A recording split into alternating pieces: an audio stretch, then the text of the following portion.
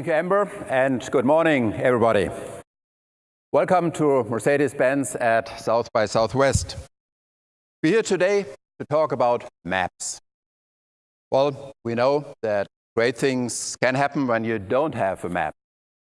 I mean, after all, America was discovered just because there was no proper map.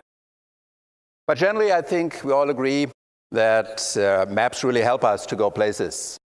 However, it better be really accurate and really up to date, be useful.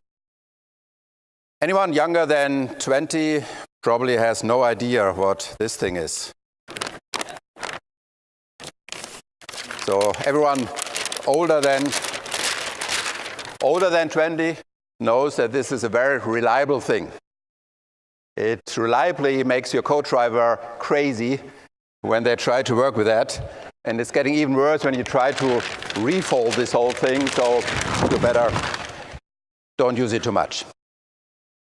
On the other hand, maps have been there forever, but today they have changed a lot. And now, obviously, I probably would have even missed this session, my own session, if I wouldn't have had one of these things which work as maps for all of us today. So, as most of you know, I'm in the car business. And there are so many more cool things about maps and what they can do and will be doing for us than just going or taking us from A to B. I would like to look at two exciting aspects of maps today. First, maps as your scout, and second, maps as your steward. Let's start with maps as your scout. What does that mean? A good scout typically is ahead of you to make sure that you are ahead of the game. That gets even more important down the road to self-driving cars. Because if cars are going to drive themselves, they better know exactly where they are going and how they manage to arrive there safely. Whereas humans use senses like eyes and ears to know where they're heading, cars rely on sensors like cameras or radars or lidars. But just as the human brain, the magic really happens when all this information comes together, information from different sources. And in the car industry, we call this sensor fusion. Sensor fusion represents a big leap ahead in self-driving technology. One example, using this technology, today's Mercedes E-Class doesn't necessarily need clearly visible road marks to stay on track. On highways, you can even see the car changing lanes automatically just upon request. As a result, the current E-Class is the only production car which got the test license in Nevada for autonomous driving on the public roads there in the state of Nevada. Yet, if we want to get from really helpful driver assistant systems today to fully self-driving cars in the future, high precision maps as a scout will play a crucial role. Maps as a scout are yet another powerful source of information, helping the car to understand more of what's going on in its surroundings by matching all available inputs. And maps will tremendously gain importance. They can look beyond the limitations of onboard cameras or radars. They can even see around corners. Think about it. A map with really strong, almost real-time data knows about the icy part of the road around the corner, behind the next curve, or an accident there. It prevents you from getting stuck in accident jams even better than today's tools can help you. And it helps you find the last parking spot downtown. Maps as a scout have a huge potential to enhance safety and convenience on the road today. And they are one important missing link to self-driving vehicles tomorrow. The question is, how do we get there? One answer is a strong cooperation with HD Maps provider HERE, a global leader in this field. We will be discussing this in detail later on with HERE CEO Edzard Overbeek. In a few minutes, he is with us here today. Their goal is remapping the world in 3D. That's why HERE is currently measuring more than 30,000 street miles each week at an inch precision level all over the world, and up to a height of 130 feet. So even the tallest of Daimler buses will know whether or not they fit under the bridge or tunnel which is ahead. Our company is supporting this Mapping the World effort with prototype cars that collect up to 7 terabytes of new data per hour. Consider what amount of live data this means for future wireless networks alone. If more cars feed their data back to a cloud platform in order to achieve almost real-time traffic information, I guess we'll need something like 12G instead of the lousy 5G. Because for fully self-driving cars, maps not only need to be ultra accurate, they also need to be ultra up to date. Now imagine what would happen if we had more than just a few sources for mapping the world. If every single car collected data on every mile it drove and continuously updated our maps to share the latest information with others. And if we then connected the latest car sensor technology with the latest mapping technology. That's when it's really getting interesting. Last year alone, Daimler sold more than 3 million passenger cars, vans, trucks, and buses. Considering that the mapping company HERE has more different partners like BMW and Audi, this means more than 7 million new scouts out on the road globally every year. The average American driver alone covers around 12 to 13,000 miles a year. Commercial drivers do a lot more. They could all be collecting and sharing a massive amount of almost real-time data on roadwork, weather conditions, traffic, and more through one mapping platform. Sharing plus gaining information from the onboard sensors is where maps in the car can add major benefits as compared to smartphone-based maps. You get the idea. If you want fully self-driving and, most of all, safe driving cars, you will also need super accurate, reliable, and continuously updating high-definition maps. That's the basic concept behind maps as a host, as a scout. And there's a second powerful dimension to maps that we are planning to fully unleash in the future, maps as your steward. Today, maps do offer great assistance in navigating you. And unlike your average human co-driver, they don't ever shout at you, "Oh no, you idiot just missed the exit again." That helps for a relaxed commute. But we believe maps can provide so much more convenience. In the future, you can think about the map in your car supporting you like a really cool co-driver and dedicated personal steward, no matter if you drive or if the car does the driving itself. A good steward knows more about your personality, likes and preferences, and will thus be able to provide you with perfectly individual advice and highly convenient services. In a car, that means maps, as your onboard steward, will, for instance, find the best route for you, and the best route isn't always the same route. It can vary depending on your current mood, your schedule, and a bunch of other factors. You might want to be on the fastest route when you're going to your office in the morning, according to today's meetings and appointments. On the other hand, you may want to try a more scenic route on a relaxed weekend drive in your area. Or when you arrive in a new city, you may want a tailored route that quickly shows you all the hotspots you are personally interested in from the convenience of your car. And you may want to end up for a drink or two at that cool place where the locals hang out. Of course, your car would also pre-book the nearest parking spot and show you how many of your friends are already there, leaving you to decide if you still want to go or not. The bottom line is this.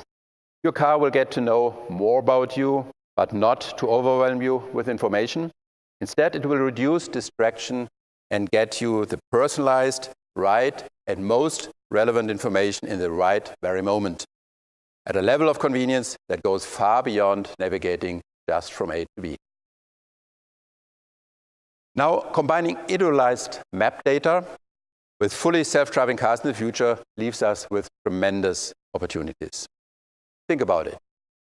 If your car knows your favorite bakery, it will get those fresh pastries you love for breakfast even before you wake up.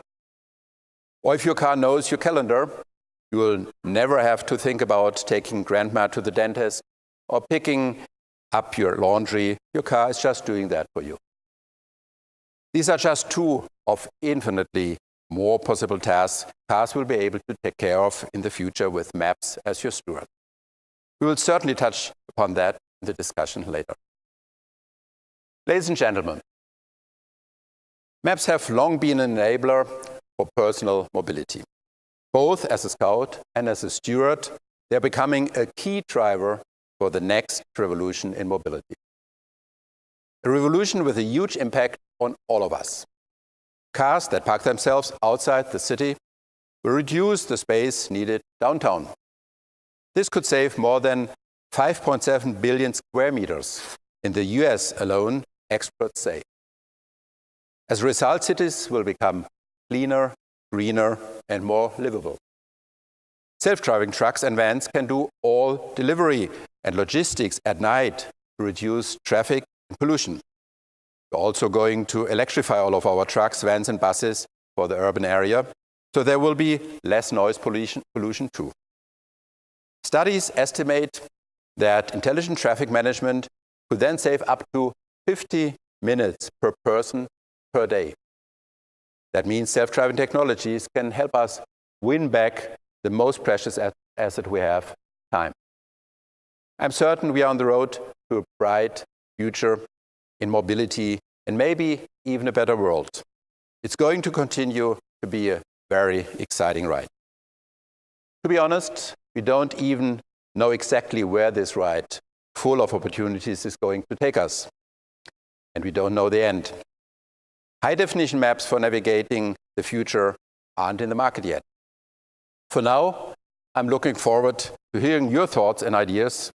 But before we get to the Q&A, I would like to discuss more benefits and challenges of that road with my dear guest and partner, Edzard Overbeek, CEO of HERE. Thank you very much.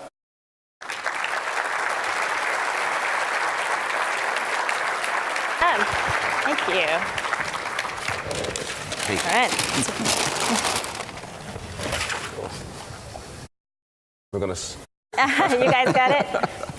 First, I have to ask you about your boots. I feel like there's a story there. Well, I'm a proud owner for about 12 hours now.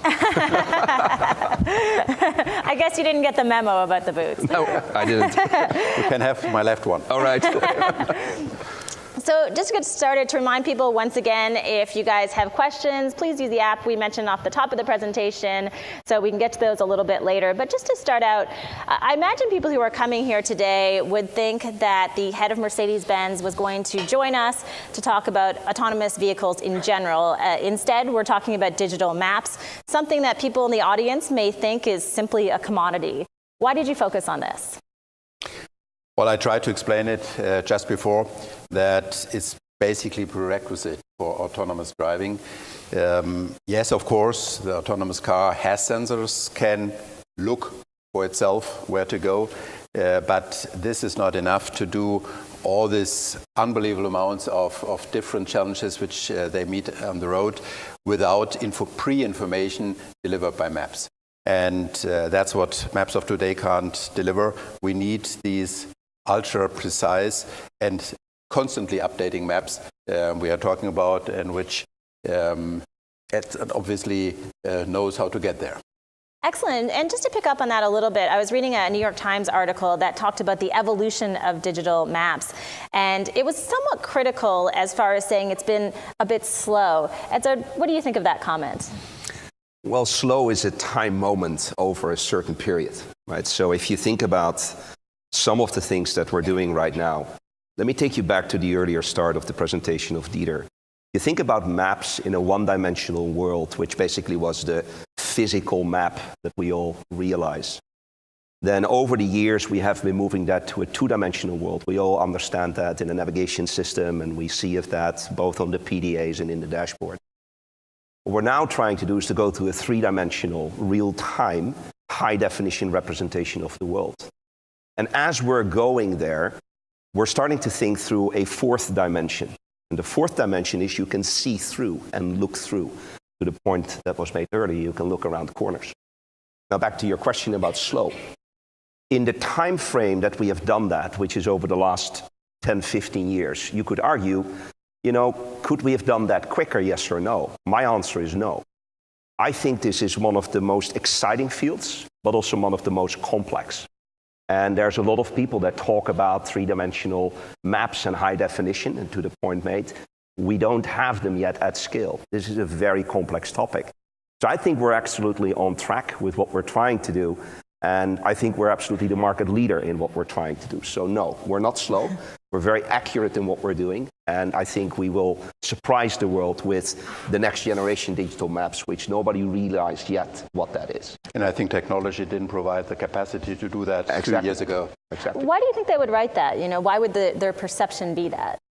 Because, I think it's the beautiful thing about human beings, right? We're curious. We want to go faster, right? Because we see what's happening. If you take a look at the pictures that were on, I don't know whether you've seen a point cloud, which is a three-dimensional representation of a building. To do one of those is terabytes of information. To make that real time is very, very complex. So I think we all get excited about the opportunity about 3- and 4-dimensional maps and the digitization of that, yet to the point earlier, the digitization is not yet there, the technologies are not there. But once we get there, I think we all know what the promise is, which is why many companies are stepping into it, because I think, if you have the digital representation of the physical world, both in and outdoor, that's a pretty powerful position to be in. And we're going to talk a little bit later about how you create these maps, because it's very complex. So we'll get to that in a minute. Dieter, there may be people in the room or people wondering, there's Google Maps, many more people are using Apple Maps, and they may be wondering, why are you investing so heavily in your own map data? Can you just talk about that a little bit? Well, first of all, Maps is not the same as Maps. I showed you this other one back there, and there's obviously quite some difference. And there is no map available which can provide the kind of characteristics we were talking about. So we are convinced as well that here's on top of the game. On top of that, this is generating a humongous amount of data. And data which to some extent is related to what our customers are doing with their cars on the streets.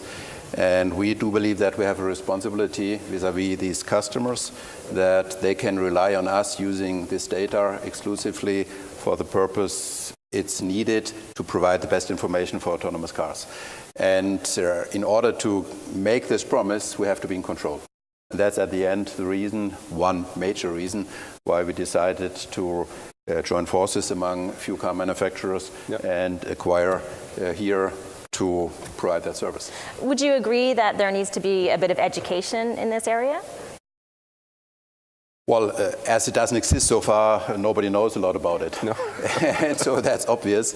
But I think the learning will come by doing. I mean, the general customer of the future doesn't have to know exactly what's happening with this three-dimensional HD map. He just has to see and experience the tremendous benefits.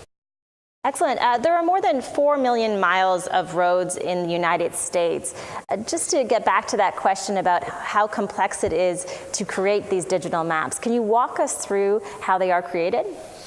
Yeah, if you take a look at what we've done so far and are still doing, we have our own cars on the road with 4K high-definition cameras, and we basically drive about 50,000 kilometers per week, 30,000 miles per week. And we record that and basically put that into the database. Now, that has been a technology that has been out there. Many of you have seen it from ourselves and others. That has been able to create the first instance of these digitization phases of maps.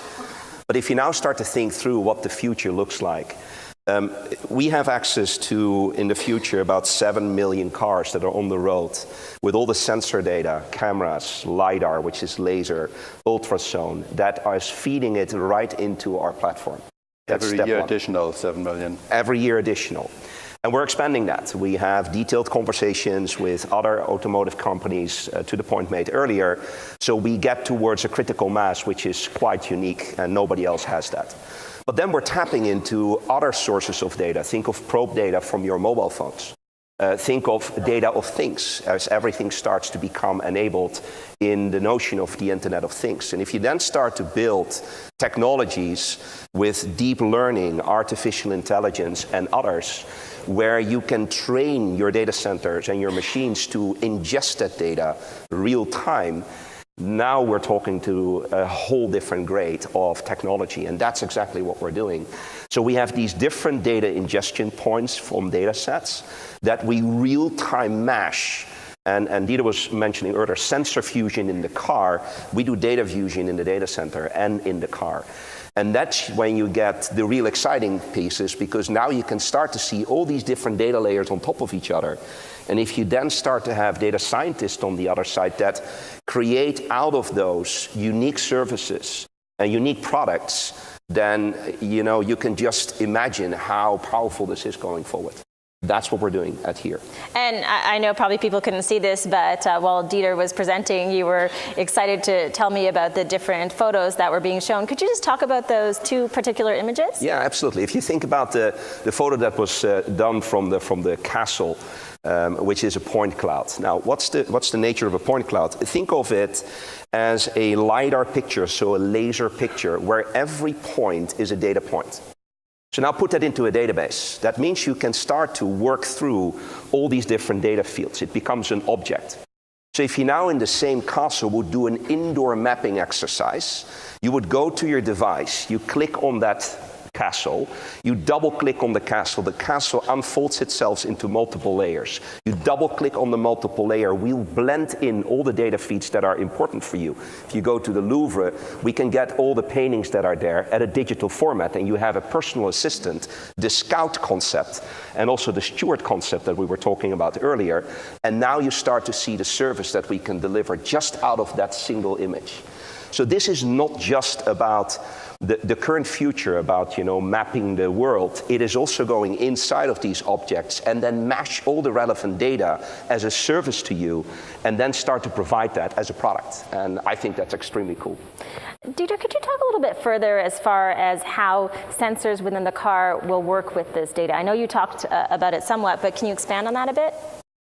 Well, it's just putting two extremely powerful capabilities of understanding what's going on around you together. Yep. The car itself has to be its own algorithms being driven by artificial intelligence, learning all the time. And the input comes on the one hand through the sensors, the three different kinds of sensors you're having in the car, plus the information from the map. Yep.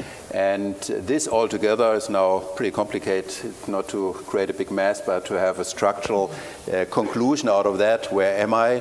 What is going on ahead of me, around me? And what do I, as a car, have to do to try get my passenger safe from A to B? And either one, only the map or only the sensors, couldn't do the job the way. I mean, we always say about 95% of accidents are created by human failure. So it's obvious autonomous cars will be much safer. What you don't consider in that aspect is that between these accidents, statistical average, there are 14 million kilometers. And in these 14 million kilometers, the human does a damn good job. So it's not that easy for the autonomous car to do an as good job or even a better job what customers will expect. There are in between these accidents which their autonomous car most likely can prevent from happening. So altogether, it's a pretty big challenge, and I myself, an engineer 5 years ago, would have thought this all science fiction. And now we are really close to it and asking why we're not already there. Absolutely.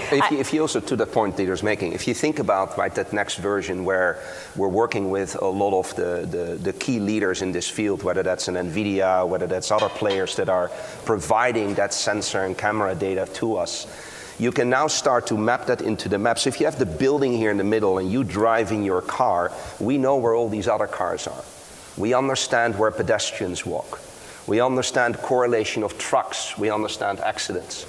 So now, as you're moving through the city, we can start to do predictive analytics for you. So we can say, listen, if you follow this route, then there's an accident here, we're going to reroute you automatically. Or we're going to make sure that you are warned because of weather conditions that are happening in certain areas, because the car in front of you has been coming into a slippery situation that we real-time send to your advanced driver system. Just a couple of examples where these two things come together. And this is leading technology, right? All of us talk about it, but to really make this work is very hard, right? It's easy to put it on a PowerPoint slide, I always say, for 30 seconds. It will take you 3 to 5 years to get the first version ready.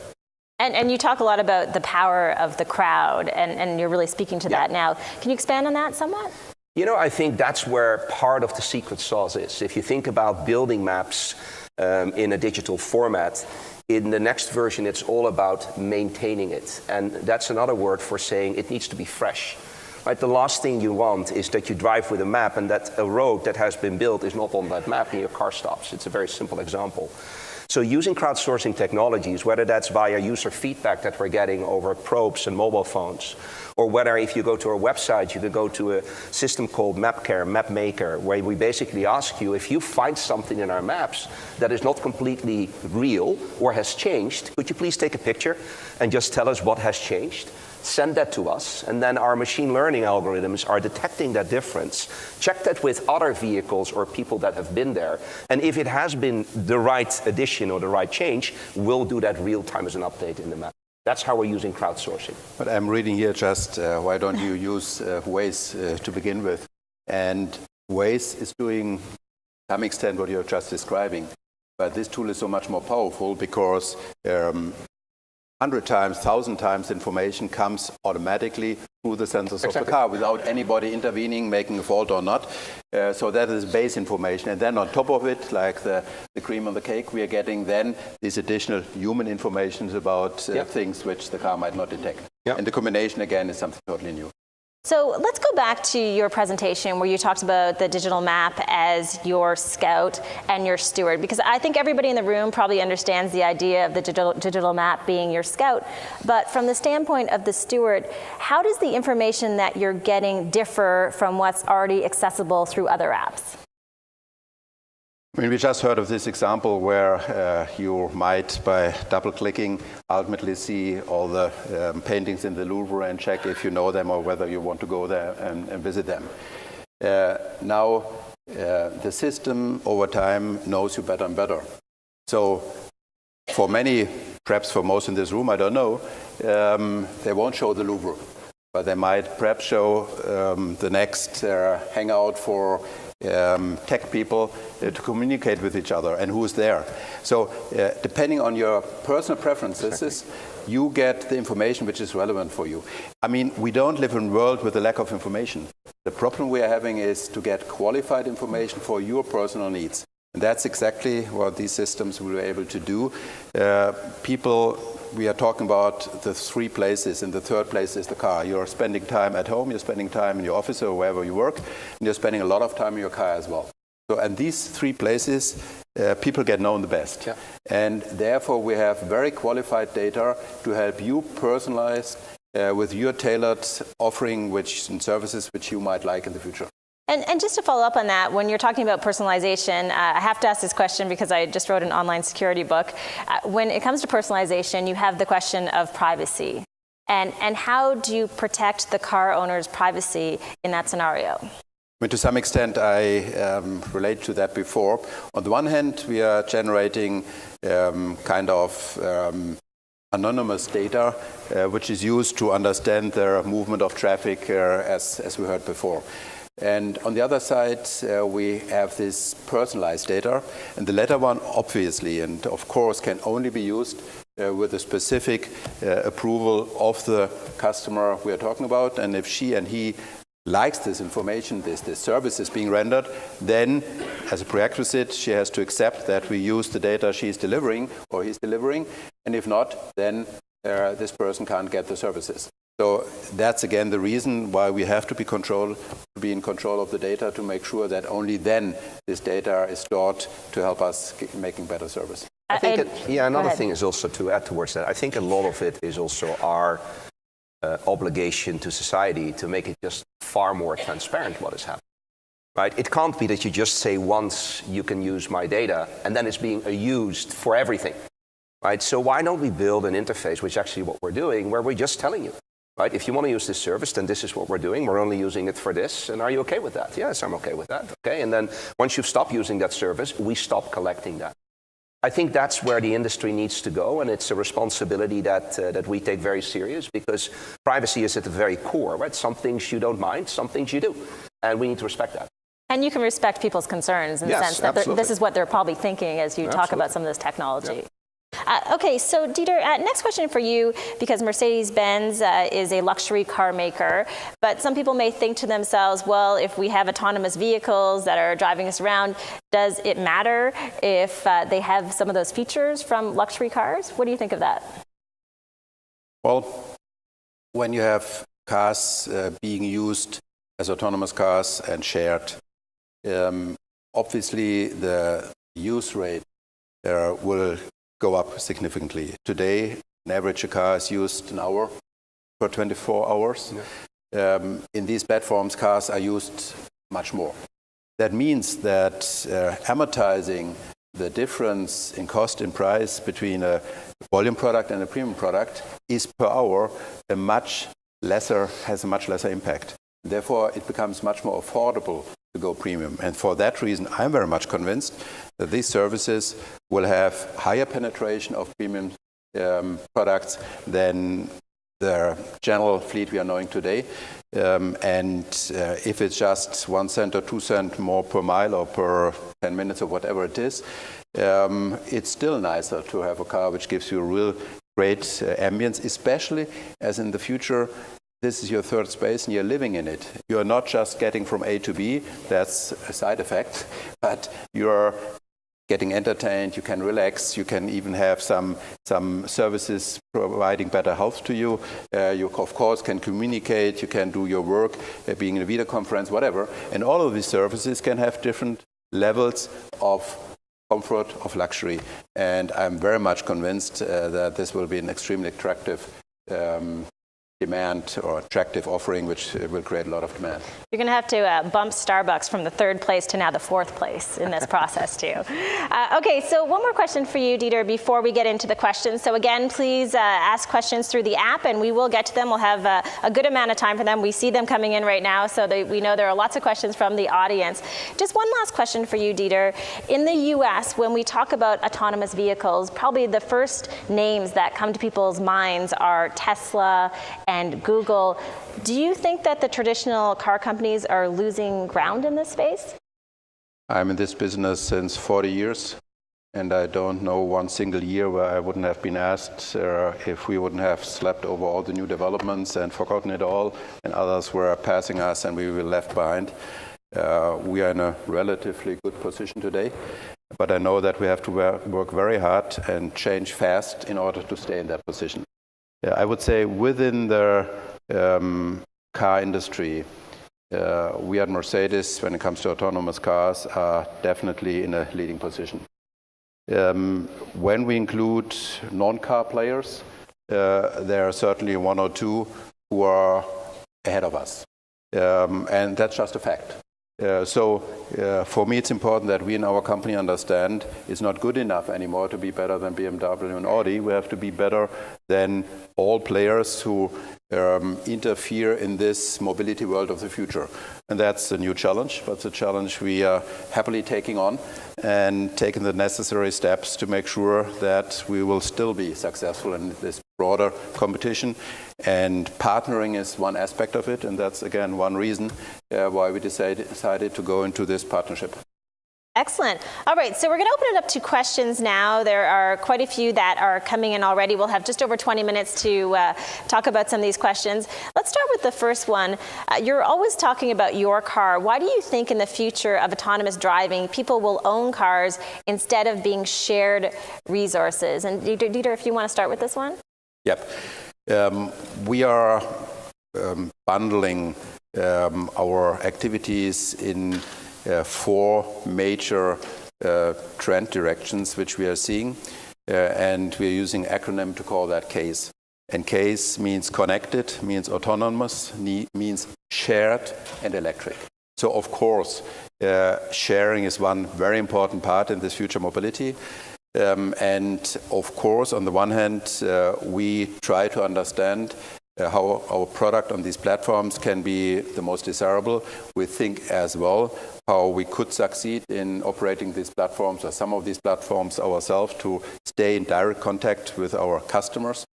But on the other hand, sharing platforms require certain density of customers, of traffic, else you're waiting forever to share.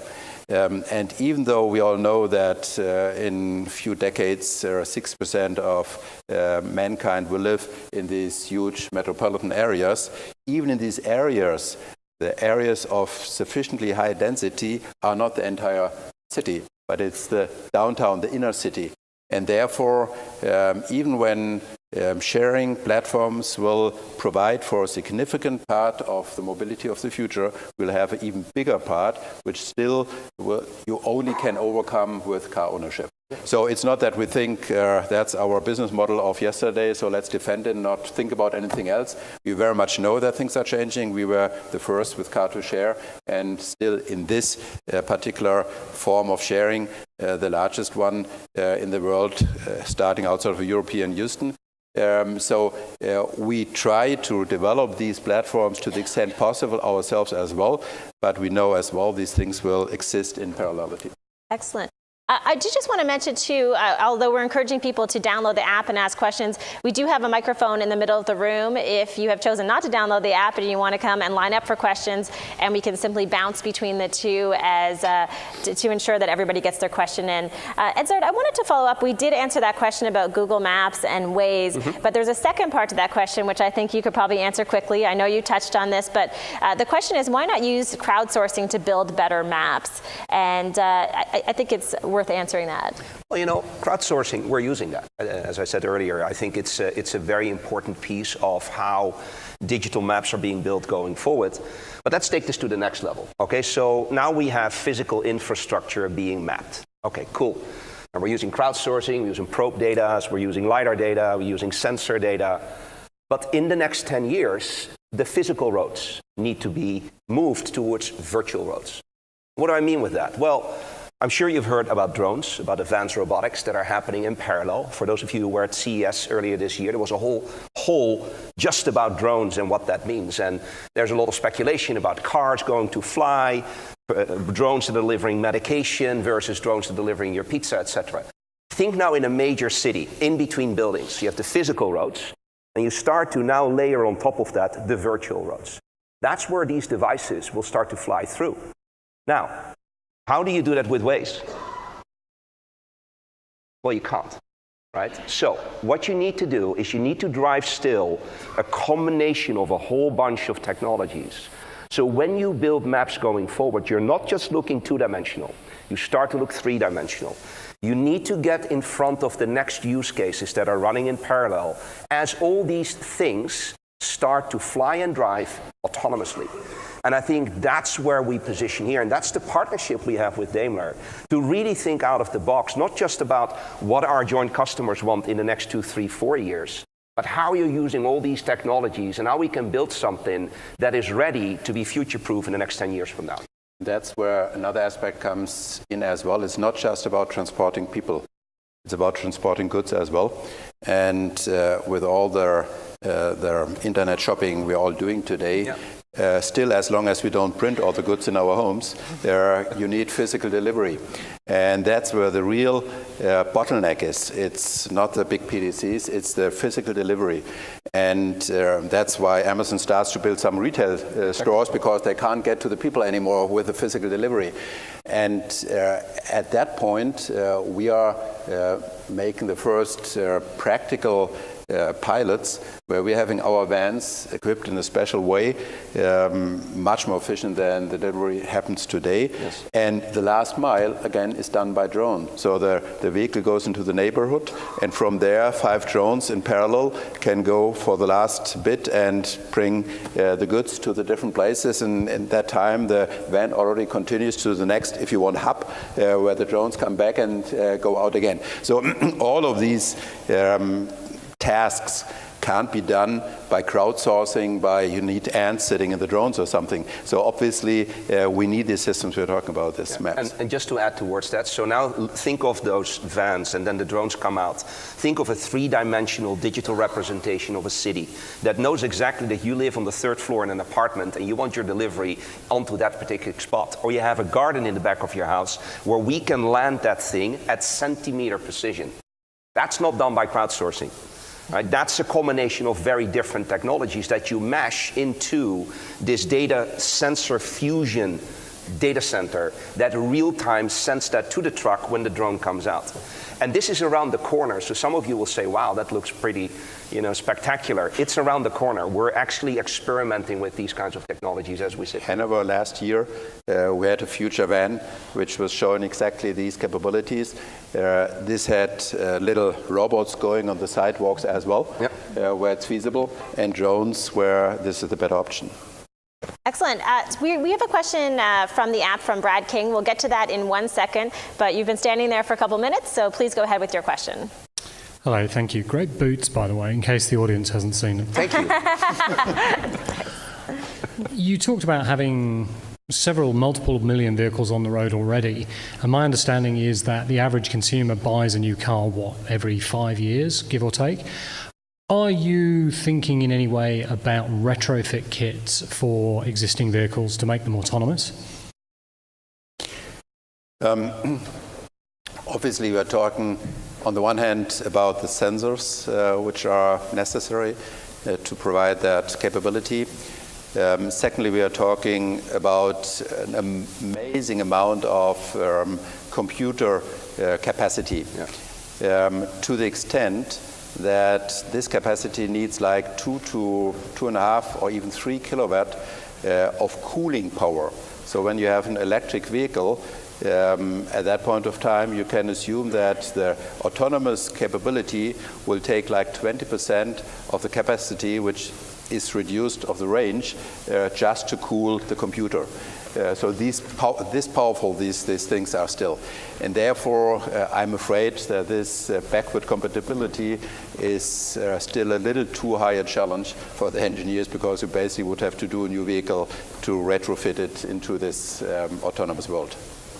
It sounds a lot like no. That would be the shorter answer, thanks. So can I push you very slightly? I mean, traditional internal combustion engines are capable of producing all the power you need, and you already have onboard air conditioning systems for most of those. So is this really an insurmountable technical challenge? Surely one of the ways to accelerate autonomous adoption and therefore generate the data that you're looking for your maps is to get this to as many people as possible, as quickly as possible. I mean, as I said, I'm an engineer, and as an engineer, I would never say no. When you don't have a solution, it's normally that you don't have it today and you might find it tomorrow. Still, for the reasons I mentioned, and the air conditioning does not provide the kind of cooling capacity you need, and the customer might not be entirely happy when the computer is fine, but he has 50 degrees in the car. So it's a tough task, and as you rightfully said, you have this kind of 5-year circle where vehicles get replaced, and still used cars are interesting as well, and used car customers want to have capable cars as well. But within this time frame, we are seeing these technologies come to life more and more.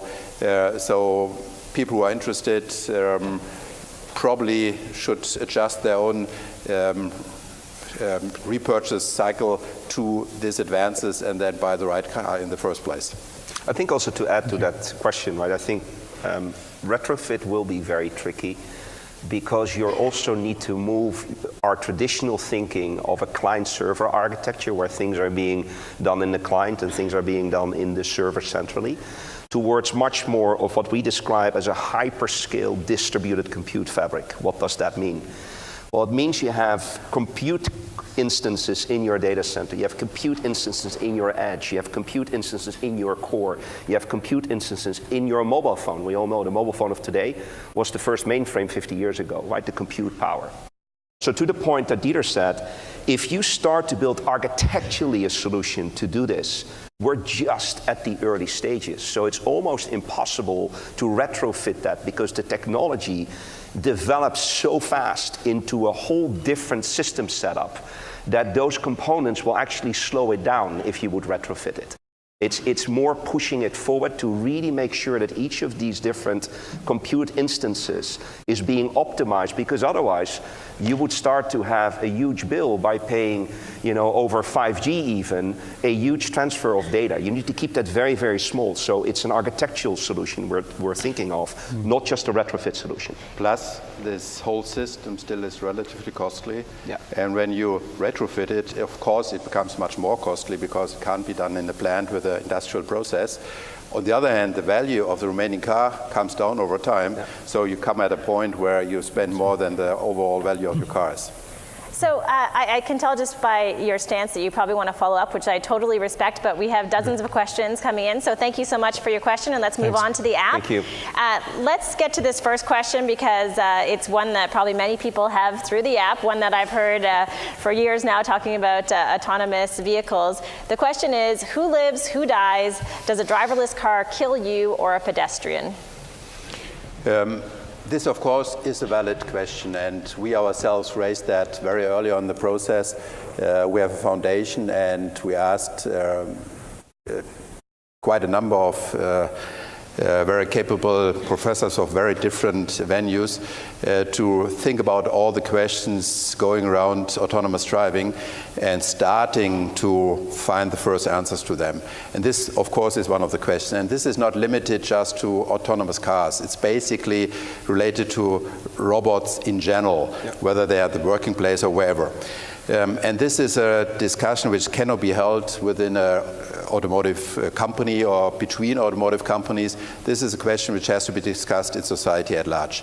On the one hand, it's certainly entirely unthinkable that some line code programmers are thinking about some algorithms, whether people with gray hair or with brown hair have a preference or something like that.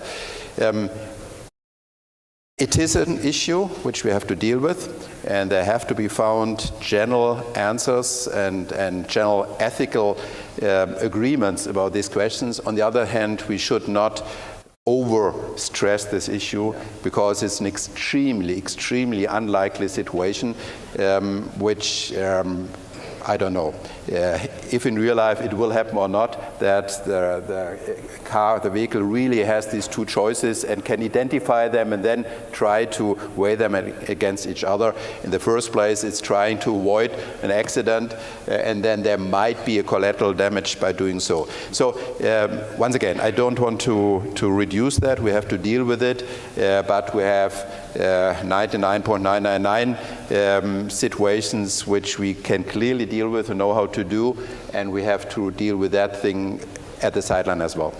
So let's go back into the questions. We mentioned Brad King has a question within the app. Edzard, maybe you would take this one about real-time data. The question is, with real-time data collection by cars, how do you protect that data so it's not used for nefarious purposes such as surveillance or spying? Yeah.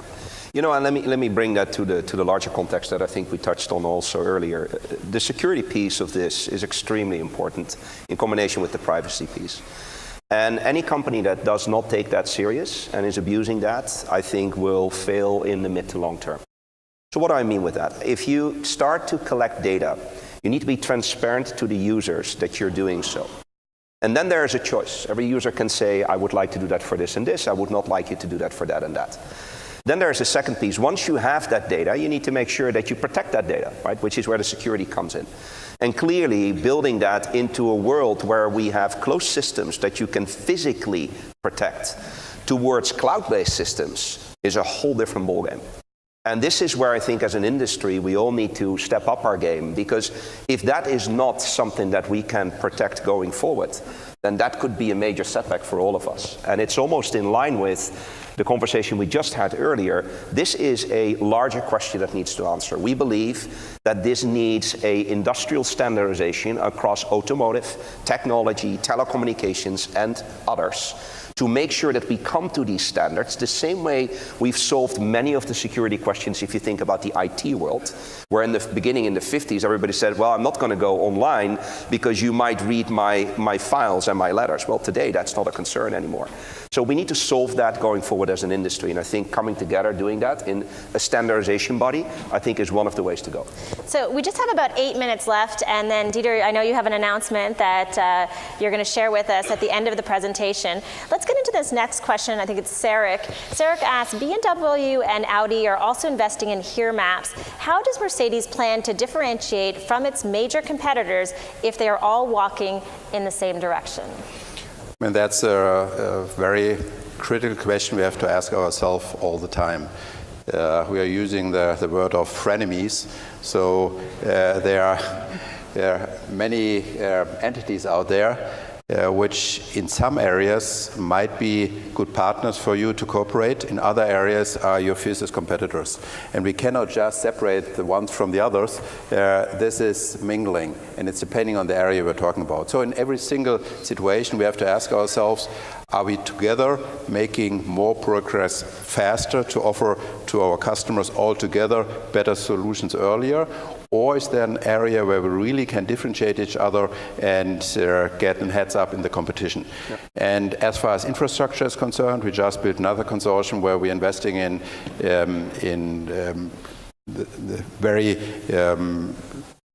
capable charging infrastructure for electric vehicles.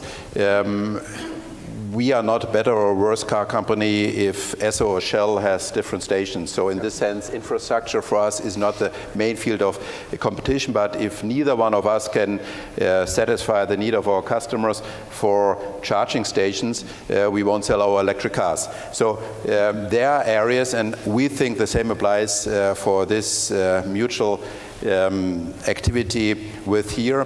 There are areas where we all need a prerequisite for future services, and then on that platform we'll be able to offer specific use cases which will be different between the competitors, and which then will differentiate us vis-a-vis the customer.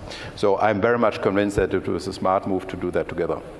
Yeah, I think so also. I think also if you take I try to, do predictions about the future by just looking at the past and what happened. You look at the car industry 50 years ago, many car manufacturers had a fully vertically integrated chain, right? Up until making your own tires, doing your engines, all of that. If you start to move that forward, you see that there's a very clear differentiation between core and context. What is core for yourself, and how can you outsource, out-task, nearshore that into aligning industries? If you now take that forward to the point Dieter is making, if you start to use the same logic, there are components that make so much sense to cluster even between competitors, because the economic value you get as a return to that company is much higher. But then you also need to continuously differentiate yourself, which is moving up that value stack into associated industries. And I think that's where the companies of the future will be. I am a firm believer that any company that thinks they can do it all by themselves, they will fail. This thing is far too fast, far too complex. It's all about finding the right strategic partnerships, and sometimes that means you're partnering with your competitors, because the value you create for your users, your consumers, your shareholders is much greater than if you would do it yourself. And I think that's just a logical way of running your business. Excellent. Let's get to this question from Lars. And Dieter, if you'd answer this one. Who will own the customer during an autonomous drive? The question is, for example, with branded entertainment, it will be very easy for competitors to engage with Mercedes-Benz customers. Well, first of all, I would challenge this expression of owning a customer. Exactly. I think nobody will own a customer, and the customer wouldn't really be very pleased if you would claim to own them. So we all are offering services, and it's up to the customer if she or he prefers the one or the other service. Absolutely. And we definitely will not win by trying to exclude other services from customers who are dealing with our products or our services. So many have their ecosystem where they're very familiar with, and what they're asking for is to have a seamless transition when they go into the car to stay within their ecosystem. And others will like our ecosystem better, and then they will switch off what they had before and focus on what we can offer based on all the internal data we have for the car and so on. And again, their competition is what makes us all better. Our claim of fame must be to offer the better ecosystem, then we will win, not by owning the customer. Excellent answer. All right, let's take this question from Emmanuel. How do you cooperate with your competitors on system frameworks? Do you plan to have all systems fully open? Well, definitely not. We're already touching on cybersecurity, and I think this is probably one of the most relevant and toughest challenge we're having ahead of us. Because you can have all kind of bad pictures in your head, what could happen if this is not granted, if there's not a clear firewall. And therefore, whatever data traffic goes into the vehicle has to go through controlled servers. Yes. And from these servers, then we can discuss if data becomes available to other sources. But we cannot give access to the car to anybody, and someone else decides where the car is going to go. Excellent. We only have a couple minutes left, so think about this like speed dating for the gentleman standing right here. So please direct your question to one of our panelists, and let's make it quick. Yeah, so my question is, how are you future-proofing yourself against becoming a low-value provider of chassis and bodywork? By doing all of what we talked before, of course, our key objective in going through this mobility provider instead of just a car manufacturer is to maintain the direct contact to not our but the customers. And the moment there's a layer in between, we might become the Foxconn, and that's definitely not our objective. And that's why I talked about CASE. We try in all these areas to be at the leading edge in order to offer the best services to the customers possible. All right, so let's try to squeeze in two more questions. We'll take one from the app. Edzard, we'll start with you, and then we'll take your question. We'll make it quick. This is the question we have on the bottom here. Is there going to be a standard for autonomous cars communicating directly with each other to share map-based data? So the answer is yes. Part of what we have done already, and this is not just here, this is an industry body, is we created an instance called Sensoris, where basically we're setting the standards for sensor data. So now, as you can imagine, you don't need to spend a lot of time getting different data sets, normalizing them, and then putting them into your database. You have a standard, so everybody can use that standard going forward. That's the first step. You now start to think OTA, over-the-air updates. That standard will help us to do a much more real-time over-the-air update from the map that you will use in your car. So absolutely, I'm, as I said earlier, a big believer of open standards. I think that will help us all, even competitors with each other, between me and others, and many out there, to deliver a far better service and solution to users and customers out there. And we want to have time to finish up the session with the announcement. So if your question is quick, yeah, absolutely. Let's jump into it. Just on the back of a few questions, how do you see vehicle sales volumes going forward? And what do you see as new opportunities to, I guess, monetize the business model? Those are two questions, so choose one. Thank you. To the first one, I certainly would need the crystal ball. But in general, while I, on the one hand, said that shared cars are used more, and therefore you could conclude you need less cars. On the other hand, you're offering so much more services that there will be more use. So altogether, looking at the planet altogether, I am very optimistic that we will continue to see healthy growth rates for the car industry. Thank you for your question. All right, Dieter, you had an announcement? Well, even though I'm here only for less than 24 hours, I have the feeling this South by Southwest is an extremely exciting convention with a lot of smart people coming together and participating in the development of the world of tomorrow.